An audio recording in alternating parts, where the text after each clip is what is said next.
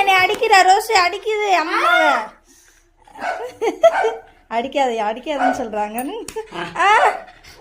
அடிப்பேன். ரோஸு அடிக்கிறா அம்மாவை. அங்க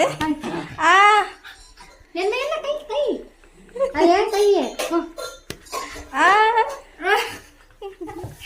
எங்க ஏத்துற பாரு. அம்மா அடிக்க கூடாதா? அதுக்குதான் அடிக்க கூடாதா?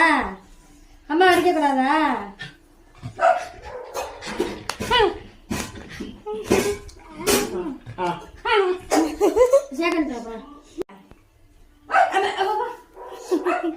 அடிச்சா என்ன பண்ண? அம்மா அடிச்சா என்ன பண்ணுவேன்?